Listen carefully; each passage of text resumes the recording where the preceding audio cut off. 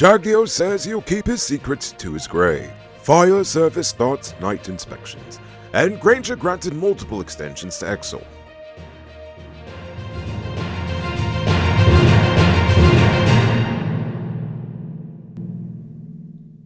I am Enrico Beaufort, and this is Uncut News. Do you see what's happening? Send us a tip on WhatsApp at 592-659-6151. The Vice President has refused to reveal the names of those who provided information about an alleged 6-year-long insurgency aimed at dislodging his government. Jagdeo stated that these individuals, including villagers and soldiers, needed to be protected as they put their lives at risk to provide information that led to the arrest or killing of those involved in the crime spree during his presidency. He also mentioned that informants included dissatisfied persons in Buxton who provided video recordings of crimes and alleged visits of senior opposition politicians to criminal elements in the community, allegedly. The Jagdeo administration had been accused of unleashing state-sponsored death squads to go after heavily armed criminals, a charge that had been denied vehemently over and over again throughout the years. Meanwhile, the family of murdered PPPC Minister of Agriculture Satadeo Saw has criticized Jagdeo for suggesting that vital information about the 2006 murders of Saw, his brother, sister, and security guard will remain undisclosed. The murders occurred during Jagdeo's presidency amid a crime wave, and no one was tried for the murders. Saw's family has been campaigning for answers for 17 years, but according to Jagdeo, they killed the person who allegedly did it.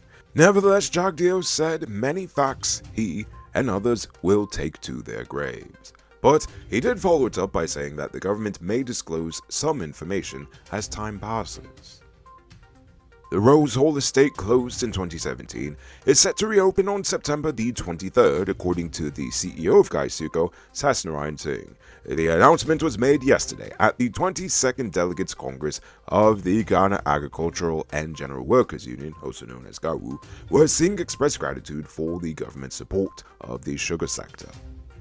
In other labor-related news, yesterday the president defended the government's decision to hire workers on contract despite pushback from international trade unionist Sue Longley. She had warned against increasing use of contract labor, but he cited the need to deal with the reality of labor shortages in the country. The president also highlighted the government's commitment to supporting workers in various sectors, including sugar workers, fisherfolk, and public servants. In business news, Canada Jetlines will begin flying to Guyana from Toronto in partnership with Suriname airline Fly Always, after receiving permission to operate on the behalf of the company. The airline is expected to launch in time for the CPL T20 cricket tournament, pending submission of necessary flight information. Guyana's $362.4 million solar farm for Madia in Region 8 is expected to be completed by 2024, according to the Minister of Public Infrastructure. The solar farm is part of Guyana's efforts to provide affordable, stable, and reliable energy to households and businesses, with other solar farms already commissioned in Letom and Bartaga. The Madia solar farm is expected to benefit close to 3,000 residents, and the government plans to install solar PV farms in Berbice, Essequibo, and Linden, totaling 33 megawatts. Attention truck owners. Between potholes, bad drivers, and high fuel prices, you've got 99 problems to deal with. But with Powered Automotive, your engine ain't one. That's because they stock high-quality parts and spares you need at prices you can't beat. Visit them at Lot 491 EE Eccles, or call or WhatsApp them at telephone number 697-0171. Save big on truck parts at Powered Automotive, the #1 heavy-duty truck parts store in Ghana. Tired of waiting on hold, tracking down a delivery driver, or carrying cash for your food orders? GT Eat is here to make your life easier. Ghana's first cashless food ordering and delivery app. Choose from Georgetown's top restaurants, pay securely with your card, and get your food delivered right to your doorstep. With the convenience of being able to order from your phone and the added feature of tracking your order, GT Eats is the ultimate solution for all your food needs. Download the app on Apple and Android stores and start ordering the easy way today. The Guyana Fire Service has increased night inspections at public buildings, including schools, to identify potential fire hazards and ensure that firefighting equipment is installed. During inspections, a number of safety violations were discovered, including the lack of fire escape plans, smoke detectors, and fire alarms or extinguishers in both government and private buildings. The government is still paying for an offshore patrol vessel that it had procured for the GDF some 2 years ago. The Army vessel was procured in 2021 from an American company called Metal Shark Boats for US $11.5 million and was expected to arrive within 1 year after a US $3 million down payment was made, but it never arrived, and the government had to dip into the contingency funds to procure it. The additional funding is needed for the upgrade of GDF's ICT capacity and the recurrent costs of the vessel, which is expected to arrive in October this year. Now for crime news. Chavez Alves, a self-employed resident of Sophia, was sentenced to 3 years in prison for armed robbery after admitting to robbing Jennifer Goat.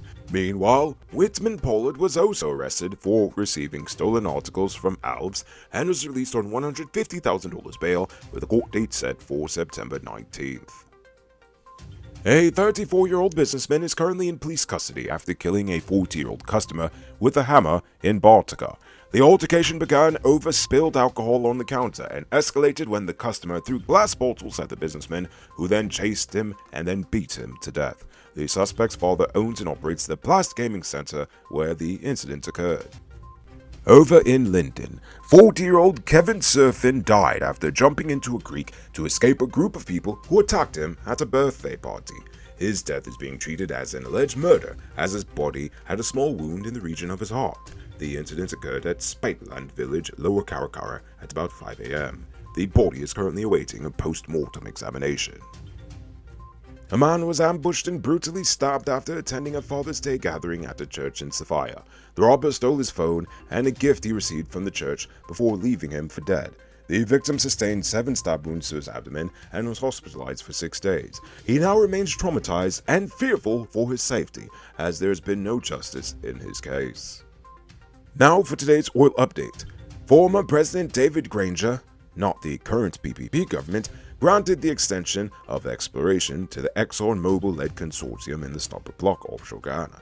However, it's now being revealed that Granger also granted similar extensions to ExxonMobil's local subsidiary for work in the Kaitcha and Kanji oil blocks offshore. The extension was requested due to disruptions from the pandemic and was signed off on by Granger just before leaving office in July 2020.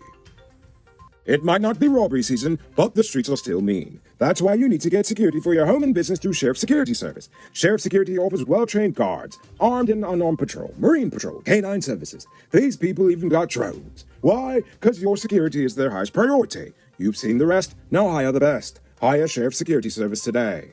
Now for our Uncut News Viewers Poll Question of the Day. Every day we pose a question about current events in Ghana, the region, the diaspora, and how you feel it relates to us. Last night I asked, what grade would you give the government's handling of the oil industry? But before we get to that, I'm proud to announce our latest addition to the Noble Army, Richard Singh, who is supporting us at the reporter level, the highest level of monthly support we've received so far. So thank you, Richard Singh. And also, a special thank you to David Griffith, Dion Nascimento, Project Zero, and Dimitri V.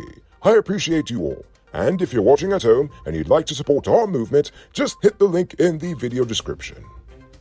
Colin Pratt gives them an F. Because we have all these resources and still borrowing money, we should be paying off our debt and the little that's left back used in the other sectors.